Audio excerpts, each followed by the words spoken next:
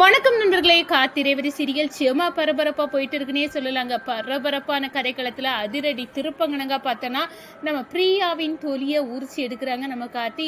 என்ன நினச்சிட்ட, ரேவதிக்கும் எனக்கும் இடையில நீ சண்டை உருவாக்க பார்க்குறியா அப்படின்னு அந்த இடத்துல கண்டுபிடிச்சிடாங்க.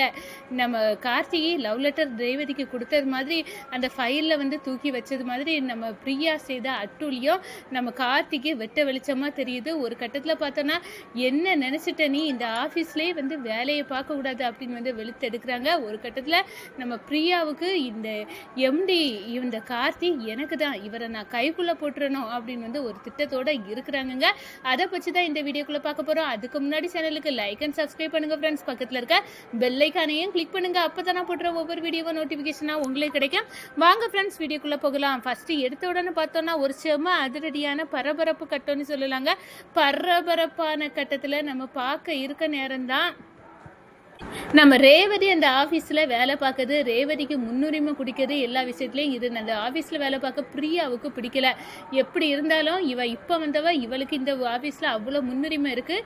இவளுக்கும் புது எம்டிக்கு இடையிலையும் ஒரு பிளவை உண்டு பண்ணணும். அதோடு அவள் அந்த ஆஃபீஸை விட்டு ஓட்ட முடிக்கணும். அந்த எம்டி என் கைவரிசைக்குள்ளே சிக்கணும், என் லவ்வராக மாறணும். அதுக்கு என்ன வழி உண்டோ அதை பண்ணணும். கார்த்தியை மடக்கிறதுக்கு நம்ம பிரியா திட்டத்தை போட்டுறாங்க. ஒரு கட்டத்தில் ஃபைலில் நம்ம ரேவதி டேபிளில் கொண்டு வைக்கிறாங்க. அந்த ஃபைலுக்குள்ளே நம்ம கார்த்தி புதிய எம்டி லவ் லெட்டர் நம்ம ரேவதிக்கு எழுதி கொடுத்தது மாதிரி ஒரு தரமான சம்பவத்தை பண்ணி அந்த ஃபைலில் வச்சு விட்றாங்க. நம்ம ரேவதி பார்க்குறாங்க, என்ன நான் லவ் லெட்டர் எனக்கு கார்த்தி எம்டி எழுதியிருக்காரு, அவர் எவ்வளோ மோசமானவர் போல இருக்குது, நான் அவரை எப்படி நம்பினேன், ஆனால் இந்த மனுஷன் என்ன ஒரே நாளில் லவ் பண்ணேன்னு வேற எழுதி வச்சிருக்காரு, எவ்வளோ தைரியம் இருக்கணும். இப்படிப்பட்டவருக்கு ஆஃபீஸில் நம்ம வேலை பார்த்தா நமக்கு தான் கேடு. இந்த கேடு கிட்ட மனுஷனை இப்படியெல்லாம் சும்மா விடக்கூடாது. வேலை பார்க்குறாங்கன்னா இப்படியெல்லாம் லவ் லெட்டர் கொடுப்பாங்களா என்ன அப்படின்னு அந்த இடத்துல கோவத்தோட வரைஞ்சி கட்டிக்கிட்டு நம்ம ரேவதி எம்டி நம்ம கார்த்திகை ரூமுக்கு போகிறாங்க. என்ன நினச்சிட்ட நீ, வேலைக்கு வந்திருக்கேன், அப்போது நீ லவ் லெட்டர் தருவியா, இங்கே வேலை பார்க்கவங்களுக்கு எல்லாம் எப்படி தான் நீ பாதுகாப்பு கொடுப்பியா, என்ன நினச்சிட்ட உன் மனசுக்குள்ள அப்படின்னு நம்ம ரேவதி கார்த்தியை வெளுத்து எடுக்கிறாங்க. என்னங்க என்ன சொல்கிறீங்க, எனக்கு புரியவே இல்லை. லவ் லெட்டராக நான் உங்களுக்கு தந்தேனா, இதெல்லாம் எப்போ நடந்துச்சிங்க, நான் உங்களுக்கு லவ் லெட்டரே எழுதலையே, அப்புறம் நான் எப்படி அனுப்புவேன், ஏன் ஏமாத்துறிய, எதுக்காக, இந்த பாருங்கள் நீங்கள் லவ் லெட்டர் எழுதட்டா அந்த ஃபைலுக்குள்ளே இந்த லெட்டர் இருந்துச்சு பாருங்க அப்படின்னு பார்த்த உடனே அதிர்ச்சி அடைகிறாங்க நம்ம கார்த்தி. அப்போ யாரோ வேணும்னு நம்ம ரெண்டு வருத்துக்குள்ளே இதையும் பிரிக்கிறதுக்காக இப்படி பண்ணி சதி பண்ணியிருக்காவ, இப்போ என்ன பண்ண அப்படின்னு நம்ம கார்த்தி நான் எழுதலை, தயவு செய்து புரிஞ்சுக்கிடுங்க அப்படி என்னென்னமோ நம்ம ரேவதிட்ட சொல்லி பார்க்குறாங்க. ஆனால் நம்ம ரேவதி காது கொடுத்து கேட்க மாதிரி இல்லை, எல்லாம் நீங்கள் தான் எழுதியிருப்பீங்க, எனக்கு நல்லாவே தெரியும், உங்கள் கேடுகிட்டு புத்தியை காட்டிக்கிட்டே இனி நான் இந்த கம்பெனியில் ஒர்க் பண்ண போகிறதே இல்லை, நான் இங்கேருந்து ரிசைன் பண்ணேன், நான் போகிறேன் அப்படின்னு அடாவடியாக நிற்கிறாங்க.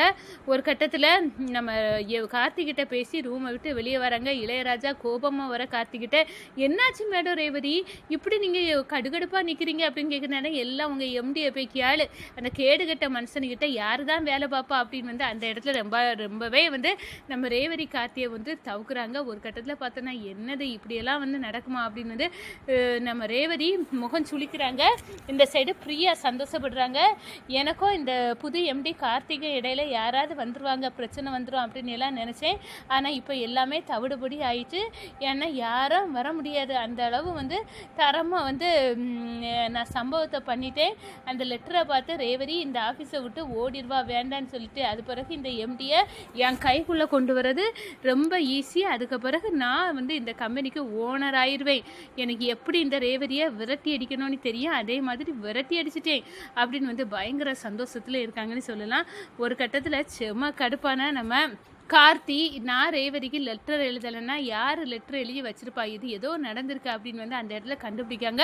இந்த பிரியா அவங்க கையில் இருந்து தான் ரேவதிக்கு டேபிளுக்கு வந்திருக்குன்னா இந்த பிரியா அவங்க தான் இதை செய்திருக்காங்க அப்படின்னு பிரியாவை வர வச்சு அடித்து வெளுத்து தோலை உரிக்காங்க. என்ன நினச்சிக்கிட்டேன், நான் லெட்டர் எழுதுற மாதிரி ரேவதிக்கு எழுதி வச்சிருக்கேன் என்ன அப்படின்னு அந்த இடத்துல கேட்குறேன். என்னை மன்னிச்சிருங்க சார் அப்படின்னு நம்ம ரேவதி நான் தான் எழுதி வச்சேன், அவளை எனக்கு பிடிக்கல, நான் உங்களை ஆர்த்தி எடுத்து வரவேற்க வேண்டிய இடத்துல அந்த ரேவதி உங்களை வரவேற்ற அதே எனக்கு கடுப்பாச்சு. நான் இங்கே சீனியர் அப்படி இருக்க நேரம் இப்போ வந்தவ அவளுக்கு இங்கே உரிமை இருக்குது, எனக்கு இல்லாத உரிமை அவள் எடுத்துக்கிடா. அதனால தான் அது கோபத்தில் எனக்கு நான் வந்து லெட்டர் எழுதி வந்து லவ் லெட்டர் நீங்கள் கொடுத்த மாதிரி வச்சு இந்த கம்பெனியை விட்டு அவள் போகடிக்கே தான் இப்படி பண்ணினேன், என்னை மன்னிச்சிருங்க அப்படின்னு சொல்ல நேரம், இந்த பாரு இப்படிப்பட்ட கீழ்த்தரமான வேலையை நான் எந்த பெண்கள்கிட்டையும் செய்ய மாட்டேன், நீ வந்து என்ன இப்படி வந்து டேமேஜ் பண்ண பார்க்காத அப்படின்னு ஓரங்கட்டி திட்டுறாங்க. ஒரு கட்டத்தில் ரேவதியை கூட்டு இந்த பாருங்க இப்படி ஃப்ரீயாக தான் உங்கள்கிட்ட இப்படி வந்து எழுதி வச்சுட்டாங்க, சரி நடந்த விஷயத்த பேசிட்டோம், இந்த ஒரு வாட்டியை மன்னிச்சிருங்க அப்படின்னு வந்து நம்ம கார்த்தி வந்து சொல்ல நேரம்,